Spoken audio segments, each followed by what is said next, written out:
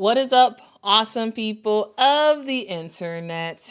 Guys, happy Thursday. We are almost at Friday, which means Game 3 of the WNBA semifinals. I'm excited about it. Are y'all excited about it? We're going to talk about that a little bit more. Also, guys, college basketball is right around the corner, and we got to start talking about these teams. We're going to talk about LSU and what Kim Mulkey has in store for MiLaysia Fulwiley. And then also, speaking of the WNBA semifinals, there seems to be a critique that this playoffs is too physical. We're going to talk about it. I want to hear what you all think about it because Quita in the morning starts now. Are you ready? Are you ready? Are you ready? Ready, set, go.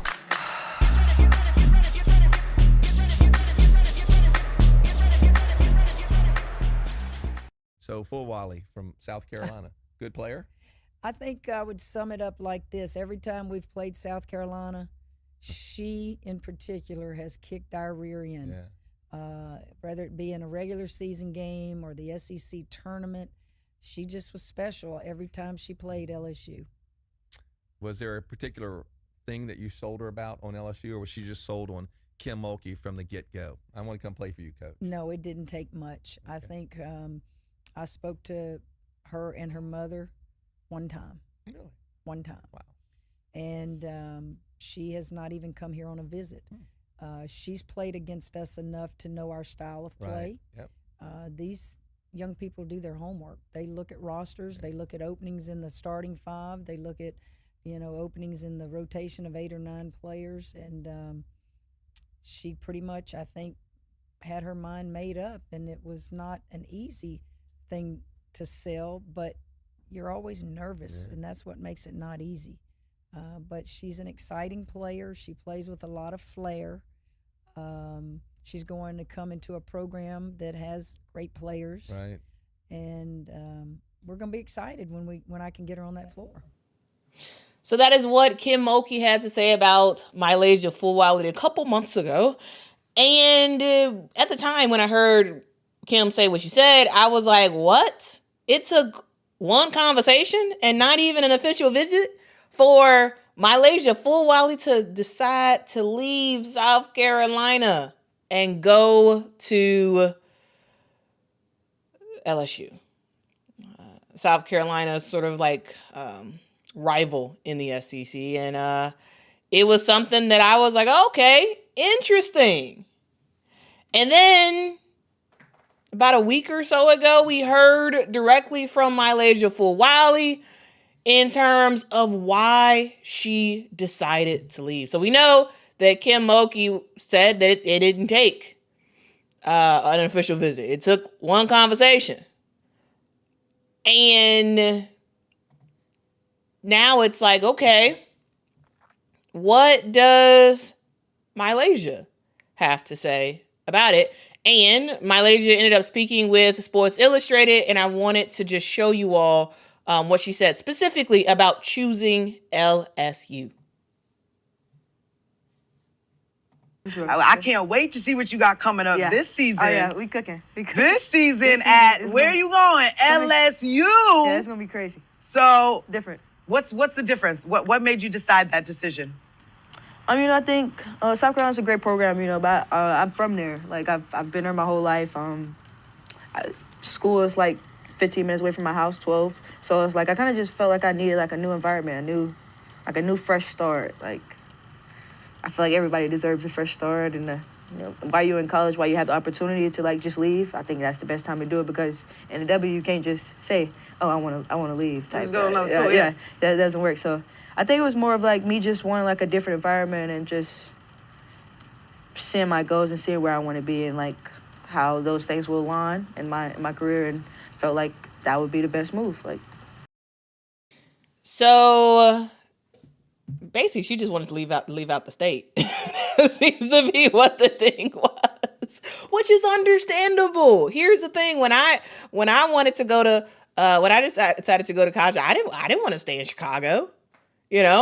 I want it to be far away, and it's understandable to imagine that a player wants to leave the nest of where they're from, and just explore something new. She first was seen gung-ho about staying in South Carolina and is very excited that like she was basically right down the street and yada, yada, yada. But as time went on, she's like, hey, I kind of want to explore other things. I kind of want to see what else is happening in the world. What else is happening, that I could just sort of explore.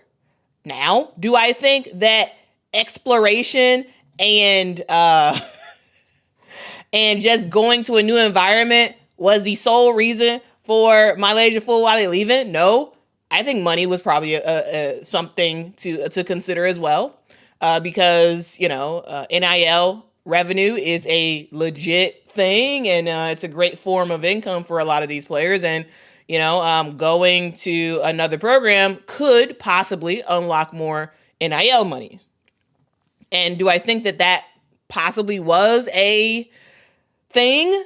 Yes, but also, I do think there's truth in her saying, hey, I just want to explore something else. Like, I'm not going to when I get in the WNBA, I'm not going to have the opportunity to right off the bat kind of be like, okay, well, I want to go somewhere else. I want to explore something else. I want to see what's going on, and so that's a thing. That's a thing that I just want to note and just want to talk about real quick, because MiLaysia Fulwiley going to LSU is a big, big thing, right? The reason why is because MiLaysia Fulwiley was kind of like a cheat code waiting off the bench for South Carolina last year, right? And in the year before. MiLaysia Fulwiley is one of those flashy players. She does all the crazy street ball moves, but it's more refined. She has a more refined game, and she works with a trainer to refine her moves. And in that Sports Illustrated interview, I actually recommend you all actually watch that, because she actually talks about her thoughts around sort of being a flashy player and why she wants to just kind of put on a show for fans, but also how she has been working to refine her skills and not just make it be a flashy thing where she ends up missing a shot, but flashy, but then also score as well. And so watch that if you want. But the move for MiLaysia Fulwiley to LSU, it was a big deal. It was a very, very big deal because a lot of people kind of just thought that, MiLaysia Fulwiley, she's for sure staying at LSU. She's not leaving. She's staying in South Carolina. And when she decided to enter the transfer portal, it was like, whoa, what? MiLaysia's leaving? It was breaking news. And now that she is at LSU, now that the team has started to, have some sessions together, Kim Mulkey has had an opportunity to get to see MiLaysia a little bit on the court and see what she can do. There seems to be a desire to have MiLaysia Fulwiley be more than a shooting guard. And I want to play a clip from the media day that we just saw the other day by LSU. This is from Kim Mulkey. Shout out to Tiger Bait for the video. What kind of expectations do you have from her immediately, and what have you seen working with her up close and personal? Well, Lay, we call her Lay. Lay is, she'd beaten me too many times for me not to have taken her into this program. I mean, she's just a big shot, big steal, spectacular move. I'm going to challenge her to learn the point guard position, but I'm not going to take away her ability to play the off guard either. So a lot of that will depend on how quickly she catches on to what we need her to do as a point guard, and a lot of that will depend on Jada's development. A lot of that will depend on Divine's development. Those guys all handle the ball for us, but she's fitting in well. I mean, ballers want to play with ballers, and she's going to be fun to watch. I think the fans, they already know how good she is and all the spectacular things she does on the floor, and now the LSU fans get to cheer for her instead of booing her. Coach, what do you think MiLaysia has to improve and get better at in order for her to play that point guard position the way you are challenging her to play it? Well, you're an extension of the coach on the floor, and so much is asked of you. And it's not just what you're capable of doing, it's you've got to know everybody else. You've got to know the offenses. You've got to know what defenses I'm calling at the foul line, at the free throw line. You've got to basically be the coach on the floor. And as you have seen, that's hard to do in just a year. It just is. And when you think about our point guard play, Jada Richard may be the one that's the most polished on learning that position through her career. Lay played it some, all great players play every position growing up, but I'm going to really, really focus on trying to develop her because I just think Richard can shoot the perimeter shot. If I need her to go play the off guard and hit a big shot for us, she can. If I need Lay and Michaela and Flage on the floor, they can play together. We'll do it. Divine will be a freshman, and she'll go through those freshman frustrations. And then I guess you'd say the fourth ball handler would be Michaela Williams. We've seen, Michaela handle the ball if need be, and she's a big guard. So that's a lot of talent out there on the perimeter. So yeah, that is what Kim Mulkey had to say during media day, and I gotta say, does this sound familiar to y'all? Kim Mulkey wants to challenge MiLaysia Fulwiley to play the point. Now, if you all have been paying attention to LSU and point guards, well, remember they had Alexis Morris as their point guard when they won the NCAA championship. And then the following year, we see Haley Van Lith join the team. And she went from being a shooting guard at Louisville to being a point guard at LSU. And it just didn't go well. We all know how that did not go well. And then Haley Van Lith ended up transferring out, going to TCU. And that went a whole lot better. But the idea of moving somebody to a position that they are not the best at can be a bit of a struggle, especially when you are talking about the point guard position. So we had Alexis Morris, the point guard that LSU needed. She was out of eligibility, so she was gone. And then Haley Van Lith comes in and it's like, oh, Haley is going to be able to move from being a shooting guard to a point guard. She's going to get it together. She's going to work through the kinks and all this other stuff. And we saw how that went. And it didn't go well at LSU. Then last year, we saw a mix of Cheyenne Day Wilson and Last Tier Poa play the point for LSU. And that went out, And so, yeah. Now, for the fourth year in a row, LSU is going to have a new starting point guard, right? Alexis Morris, Haley Van Lith. It was like last year Poa and Cheyenne Day Wilson, depending. And now, MiLaysia Fulwiley. I don't know. I tell you this, and also as you all heard in that presser that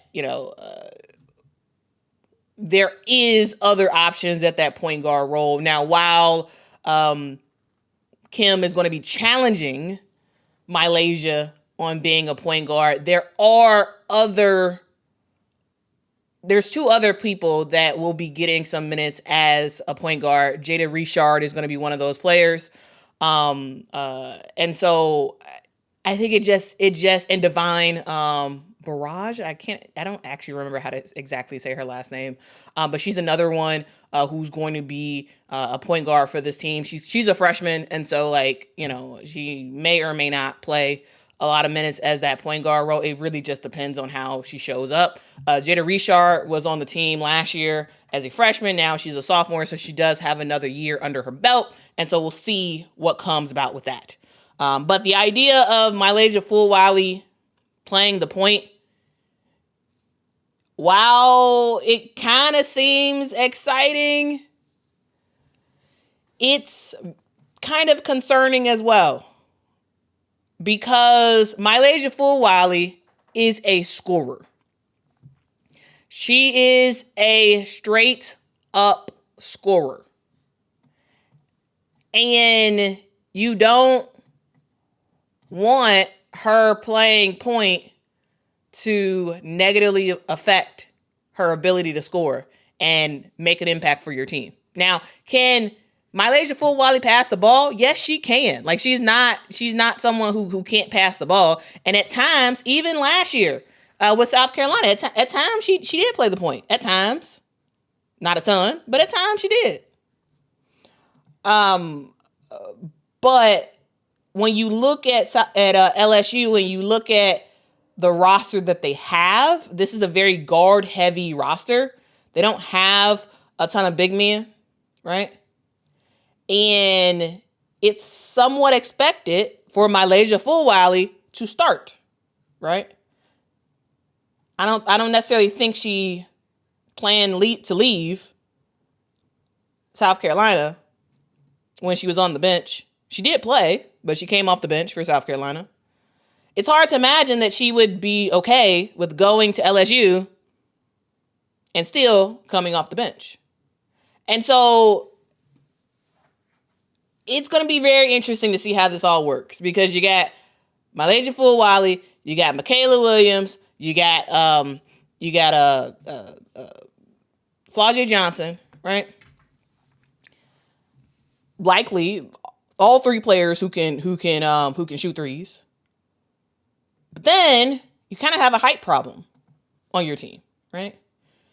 You don't have very many posts. Again, as I said, this is a very guard-heavy team. Your tallest player is Kate Koval, and she's a sophomore at 6'5", coming in as a transfer from Notre Dame. Now, she does have a lot of a good amount of familiarity with Kim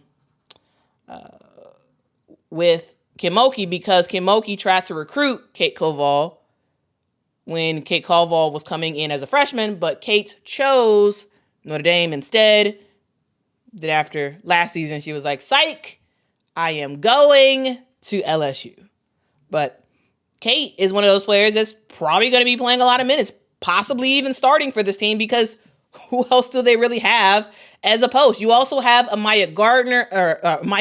I'm sorry. She is a transfer on this team, coming from East Carolina. And she was very good at East Carolina, but the SEC and LSU is different than where she came from. And so it's going to be very, very interesting to see her and how she fits with this team. And if you all are curious to see who in the world is even on this LSU roster, well, actually, let's go through it. Let's go through who LSU has. All right, let's go through who LSU has. So first, we have the returners. So we have the returning starters at the bottom in Michaela Williams and Flau'jae Johnson. They are returning. Right. We also have Jada Richard, Izzy Besselman, and Kaylin Gilbert, who are back with the squad. So you have 5 returners, 4 that are likely going to play. And so that's not a lot. It's not a lot for a team that hopes to make it far in the NCAA tournament, right? Not a lot. Then you got quite a bit of freshmen, right? You got Grace Knox, Bella Hines, Divine Barrage, Zakiya Johnson, and Megan. I don't know how to say that last name, but anyway. So you have a couple of freshmen. You got a couple of freshmen. And then, of course, you have the splashy transfers. And of those transfers, you got 3. MiLaysia Fulwiley, Kate Koval, Amaya Joyner. All three will be playing heavy minutes for this team. And all three, maybe at some points, depending on how everything shakes out, might be a starter for LSU. Right? I think there's just a huge question mark of like what in the world LSU is going to do for that power forward position. Right? Because I would imagine that it's either Amaya or Kate who will be the starting center for this team. Which one it is, I don't know. Because Amaya has more experience.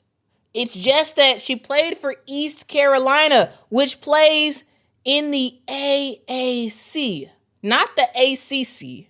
The AAC, which is not that great of a conference in comparison to the SEC or even the ACC itself. Right? And so while Amaya has a lot of experience, while she's a good player and has proven to be a really good player for East Carolina, the physicality is a whole lot different in the SEC. And then you got Kate Koval, who is, she played for Notre Dame last year. She did get some minutes in there, but again, it's just a huge question mark of, can she withstand the physicality of the SEC? Like I don't know. I'm very much interested to see what this team does. And then you have a player like a Grace Knox, who could be kind of like a power forward type player for LSU, right? And so, yeah, I'm so curious to ultimately see this LSU team hit the floor and see what they can do, because I have a lot of question marks about it. I have a lot of question marks about how this team is going to work, right? If MiLaysia Fulwiley is in the starting lineup, are you switching off between MiLaysia and Michaela as your point guard, right? Is Amaya going to get that starting center role for the LSU Tigers? Is Grace Knox going to possibly squeeze in there as the starting power forward for LSU? Now, she has a motor to her, right? We all know that the guards are going to be running, right? And if you have Grace Knox in the starting lineup, well, she's going to run too. And so, yeah, a lot of question marks overall for this LSU Tiger team, but I think that the challenge that Kim Mulkey has for MiLaysia, it could either turn out very, very good or not so good. Because again, we've seen 4 different starting point guards for LSU over the last 4 years. Kai Direct says Grace Knox is a baller. She's college ready. I've seen some video of Grace Knox play, and Grace is a really good player. But again, watching someone dominate in high school is different from them dominating in college. And so I want to see her actually play some college games to really see what she can do. But overall, I just wanted to just talk about LSU real quick. We're gonna start doing all the teams, so like we're not just doing LSU. We're just doing LSU right now because I saw like the clips and whatnot. And I was like, you know what? Let's just talk about LSU real quick. Let's talk about LSU real quick because the WNBA is about to be over soon. Now we're gonna talk about the WNBA in a bit, but the season's gonna be over soon. And once it's over, we're going full force into college basketball. And so if college basketball is your thing, if you're interested in it, or maybe you're like, I'm WNBA first, but I want to know more about what's happening in college, well, make sure to stick around on this channel because we will be covering it. And yes, I agree, Kai. Too many at the same position at LSU. Yes, I agree. But the tough part for LSU is that we will not see this team play a good squad for a long time, guys. Like this is actually one of the tough parts when it comes to LSU, right? LSU is a team that has not played much competition during their non-conference play. right? During the non-conference play, they usually play pretty easy opponents. And I think it has the potential to possibly bite them in the butt this year. And the reason why is because you don't know what you really have for LSU. Like, there's a lot of question marks. And if we look at the schedule for LSU, who do they play? All right, Mississippi College as an exhibition. Langston, exhibition. Okay, once the season starts, who do you play? Houston Christian. Southeastern Louisiana. Georgia Southern. Charlotte. Tulane. Alcorn State. Marist. Miami, Ohio, or Washington State in a tournament. And then finally, in December, you play some competition in Duke. Then you're back to not much competition in New Orleans, Louisiana Tech, Morgan State, Texas, Arlington, Alabama State, and then finally you get into SEC play in January. The bad thing about LSU, now teams can schedule whatever schedule they want for non-conference, right? They can play good teams, they can play bad teams, all that good stuff. The point is, to me,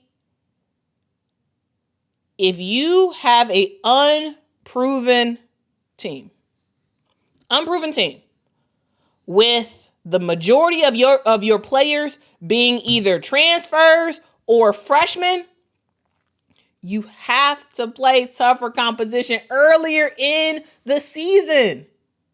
Because sure, you shouldn't lose the game in all these games besides Duke, right? I could see, LSU going like whatever and like not losing a game, right? The only real competition they have is one tough game against Duke. That's it. And then they go back to easy stuff until January. This team has one competitive game, really. What should be a competitive game. Until January. And I think we're gonna hit a point where the record is very deceiving for LSU. They're gonna have a great record. And then we're gonna see them struggle in SEC play. Because they haven't pressure. You got to pressure test what you have. And there is no pressure testing going on in non-conference play for LSU. Besides that one game against Duke. That one game. And I know we talk about cupcake schedules and yada, yada, yada. And like, to me, a cupcake schedule is somewhat okay if you have a proven roster and you know what you have.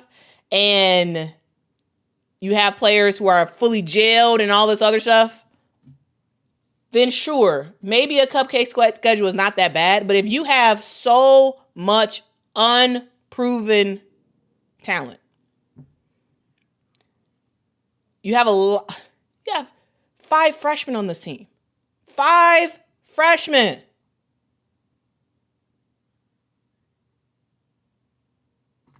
I'm just saying. I am just saying. Big Girl says, I don't know why y'all keep talking about the schedule. Kim has been playing this way for years. Quita don't have to play tougher competition. They didn't do it when Angel was there. Yeah, Kim Mulkey. This is what she does. Like that, she usually plays easier schedule. She chalks it up to being to giving opportunities to smaller universities to play a bigger time school. Also, she chalks it up as to being a good economic thing for the schools that they're playing against. And so, like, sure. But even though this is what she always does, at some point it starts to not so good for you, because it's deceiving. Not deceiving. Deceiving is the wrong word, but it's it's a mirage in some ways, right? Because if you are having a fantastic time blowing teams out and whatnot, you're going to hit the wall of the SEC when basically every game is a grind. I think you have to be able to either have a steady roster, have a roster of proven talent, or you're gonna wind up kind of, in a bad state, right? When blank hits the fan once SEC stuff starts. Now, are other teams? Now LSU has been doing this for a while, but are other teams starting to pick easier schedules? Yes, they are. Easier non-conference schedules, they are, because it is what it is. Tough teams may not want to play other tough teams, which is why Don Staley is on the record saying that teams didn't want to play them. Good teams did not want to play them in non-conference play, which is why they have a more easy schedule. That's what Don said, right? And so, yeah, it's going to be interesting. All I got to say is I cannot wait. I cannot wait to watch LSU in conference play. I can't wait. Because who knows? Maybe this is a roster that can take them very far in the NCAA tournament. I don't know. At this point, I'm not totally sure if LSU is going to be a very good team or a pretty decent team. Like, they're not going to be a bad team. No, there's no way that they're going to be a bad team. But how far are you making it? Is this a Final Four type team, or is this a Sweet 16 type team? I don't know. I feel like that's probably the lowest LSU would get.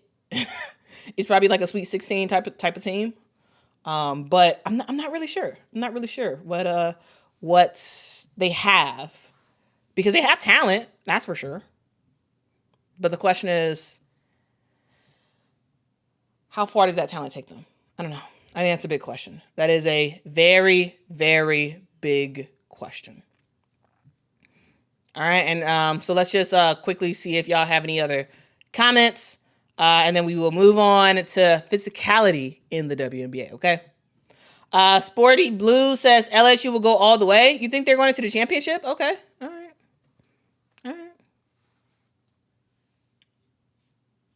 We'll see how that looks at the end of the season.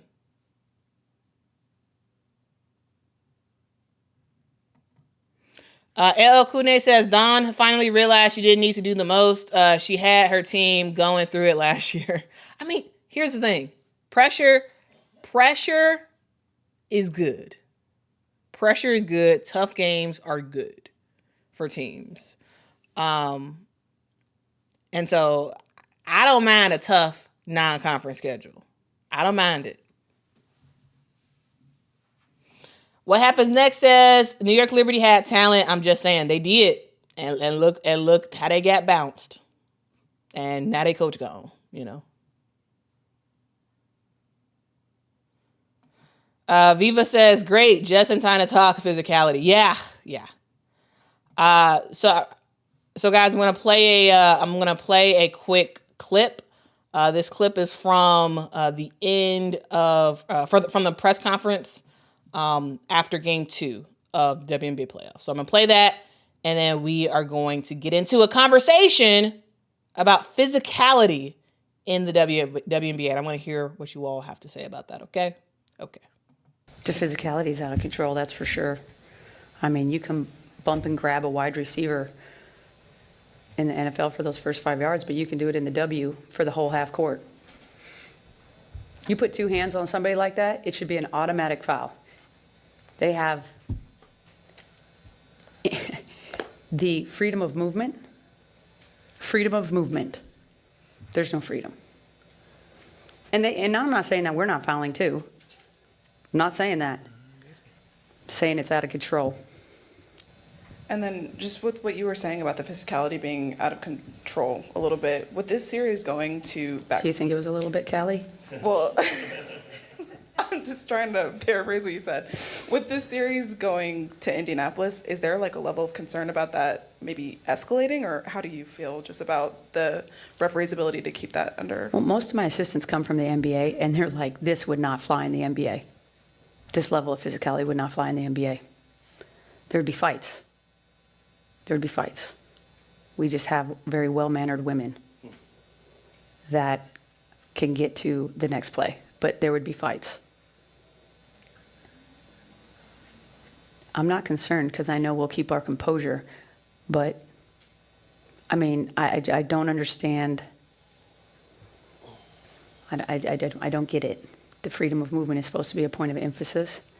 Defensive 3 seconds is supposed to be a point of emphasis. Like, I don't know why we have points of emphasis. So, guys, that is what Becky Hammon had to say after game 2. And she said, hey, you know, her team does it too. Her team is very physical as well. But that the refs, you know, got to get it together. And, you know, when she's talking about freedom of movement, when she talk about defensive 3 seconds, like, supposedly those are you know, points of emphasis this season. And at times we've seen games where refs have called that well. And sometimes we have not. And so I want to have a conversation with you all about physicality in the WNBA, especially in the playoffs. Is it too physical? Now, what I've seen is that El Kune says, LOL at that picture. Yeah, I picked this picture for a reason, because I just thought it was hilarious. I found 2 pictures of Aaliyah Boston just like getting at Asia Wilson. Anyway, the point is that the WNBA is a physical league. It is. And it's also true that the referees have allowed teams to get away with a lot, right? Including the Las Vegas Aces, which I'm very happy that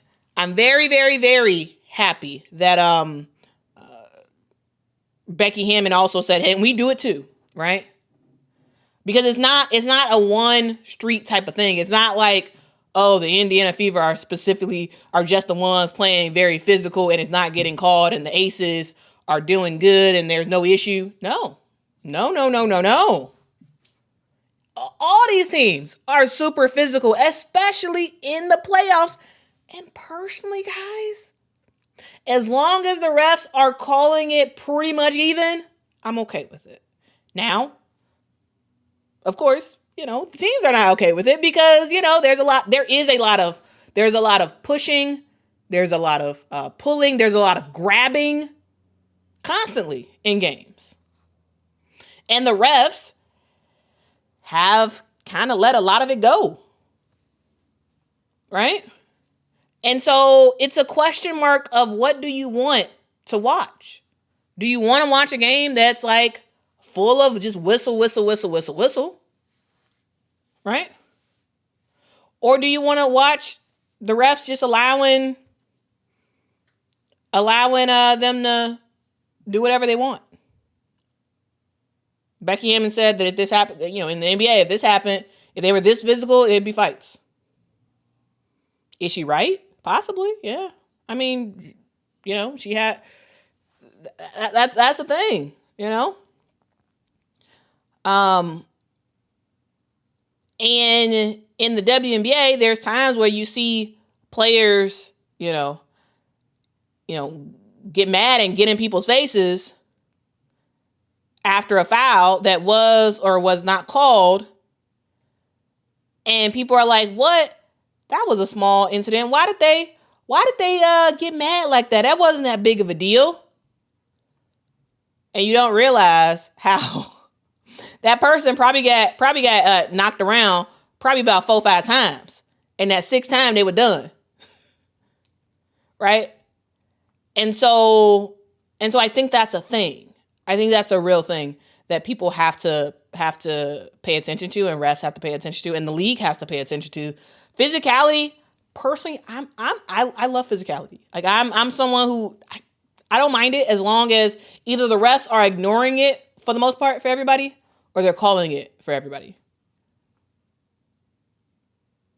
You know? I think that's a thing that I know that's what I personally like. I like the physicality of the game, but understanding that physicality, one, it could lead to more injuries. Two, it's going to really piss some people off, and it could be actual, altercations that come as a result of a player getting pushed and pulled several times in a row and then finally saying, I've had it. I'm done. I do think we've seen more consistency in the playoffs. I do, personally. When there's been games where there hasn't been that grid of calls, me and Mama call it out. Y'all can go back and you can watch every single game of the playoffs. You can watch me and Mama's response to it. And if it felt like the refs were a little bit too one-sided in some of the calls, we'll call that out. But overall, I think the refs have done a pretty decent job this playoffs in terms of making sure it's fairly even. But have they allowed a ton of physicality? Yes. Yes, they have. They have allowed a bunch of physicality, right? Players literally running over other players and no foul being called. Right? I've seen players using elbows, doing the forearm shove, nothing getting called. Yeah. People have, basically fouled with two hands, nothing being called, right? And so, there has been a lot of stuff that people have gotten away with this year. But at the same time, the refs are being consistent. They're allowing the contact. All around. And so far in the playoffs, the more physical team has won. What happens next says consistently bad? Yeah, I mean, sure. Again, I default as to more of a physical player. I like the physicality of the game. So personally, I don't have an issue with it, but I know that basically everybody else sees that, yeah, it's consistently bad. You're allowing too much consistently. And so, yeah. Yeah, man.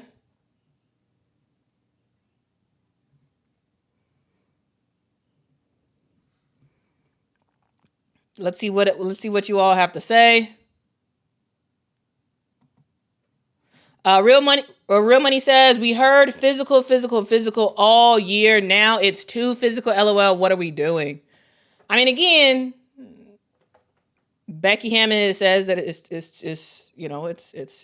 too physical. The referees are allowing too much on all sides, and she willingly admits that her team is also being extremely physical as well. Right?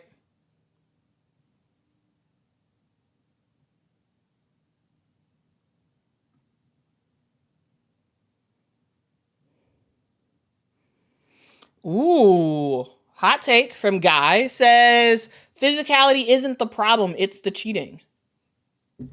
Interesting. I'll let you all have your conversations in the chat about that. Shamika says, I like the Lynx and Mercury game. They let them play on Tuesday. They did. Yeah. In game 1 and in game 2, they really let them play. Yeah. I'm sorry, dude. I was at work all day yesterday. I got home late. I was tired. I went to sleep. So sorry. I'll probably respond over the weekend. That's probably when I'll check. I'm sorry. Still waiting for a response. Yeah, sorry about that. I'll check later. Truly, guys, I got a lot of stuff going on. Literally, I go from here, go straight to work, then come right back home, and I'm either watching a game or catching up on a game or something, and then I'm going to sleep, and I'm waking up early, and I'm doing it all again. So sorry. I will try my best to look at it. Probably won't look at it until at the very latest Saturday. Not trying to be disrespectful, but like I truly don't have time. And yeah, for anybody who messages me, sorry. At some point, I hope to actually not be doing 12 million things at the same exact time and actually having time to not just respond to everything, but also just be a human and have time to rest. But that is not where we are at right now. All right. Okay, but again, thank you so much thank you so much, Strack Timons, for the super chat. I really do appreciate it. I really do. But again, I'll respond over the weekend. All right.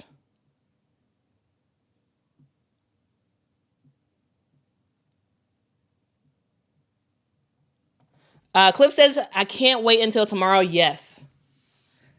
Tomorrow, I love ya. Tomorrow, you're only a day away. Yes. Yes.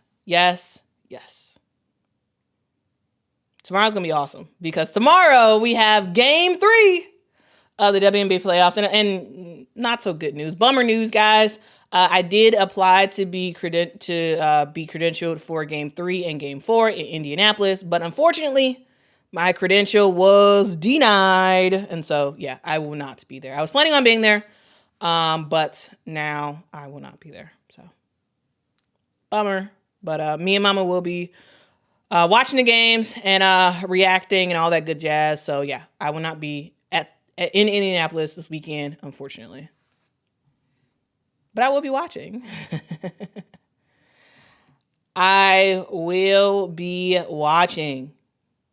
Purple says basketball is physical. They will be okay. Excited to see the games. Yeah, I'm very excited to see the games. Very, very excited.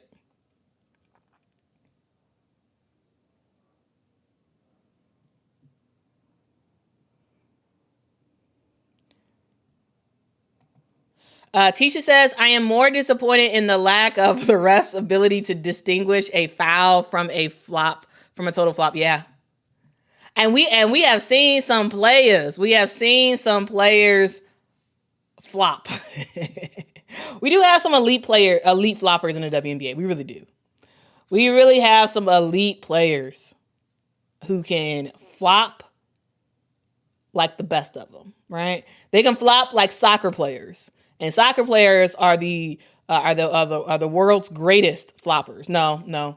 WWE wrestlers are the greatest floppers. And then right after that is soccer players because they know how to flop. And the NBA and the WNBA, hey, they've been learning. They've been learning from the best, okay? Rotu says, most of the injuries that have players out were non-contact injuries. I hate seeing any player injured. Yeah, it's been a lot of non-contact, but I do believe that consistent, physicality can possibly eventually lead to a non-contact injury. So I do think that it matters. I do think physicality matters even with contact injuries.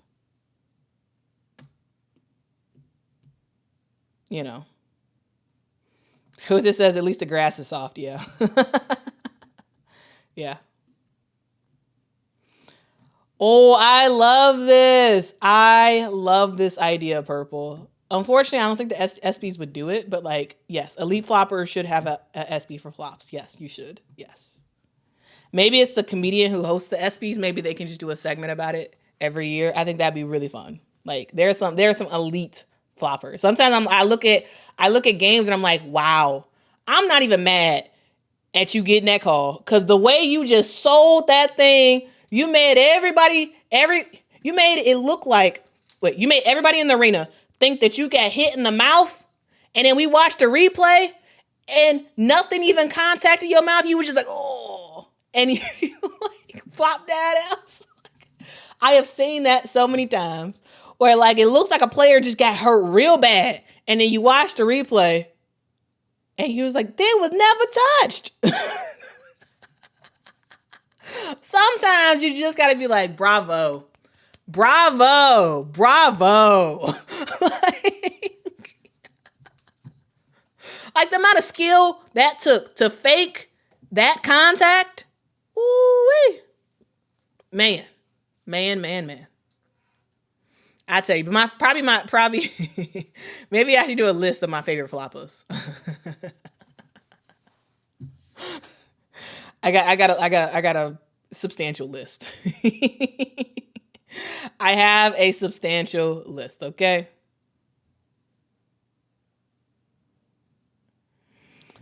But anyway, that's the Eric says it'll be the James Harden Award. That's hilarious.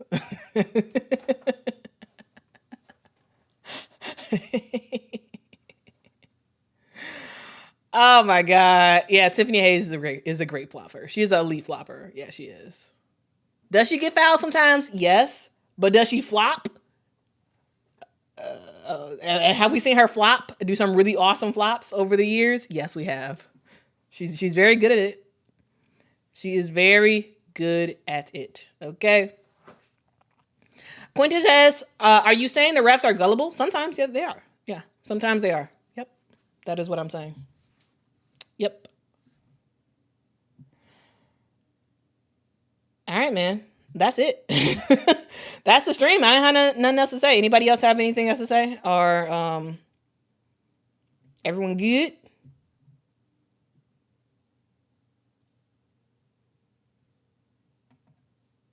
I mean, yes. Row 2 says the play of the game in the W hasn't changed too much as far as it being too physical. It's just more are being watched and media clips are more abundant. Also, while the physicality is kind of the same, the speed of the game is much faster. And I think the speed of the game, kind of increases the impact of the physicality. If that makes sense. Like, if you've been watching WNBA for a long time, yes, the league has been very physical, right? Physicality is not new, right? People holding people, pushing people, all like that's not new, right? That's why freedom of emphasis is a emphasis. Freedom of movement is an emphasis because it's just always a thing. It's always a thing. But I do think that the game of women's basketball is much faster than it used to be even 10, 15 years ago. And so like while the physicality is still there, it's just much faster of play that I think you feel it a little bit more. And also, yes, there's a lot more angles at a women's basketball game that could be captured. And so you're able to see physicality a whole lot. So yeah. Yeah, she is. I mean, there's a whole list. There's a whole list of floppers. Like, I mean, truly, we could make it a awesome people of the internet flopper of the year award, and it'd be a lot of people on there. There's a lot of floppers in the WNBA. It is, all right.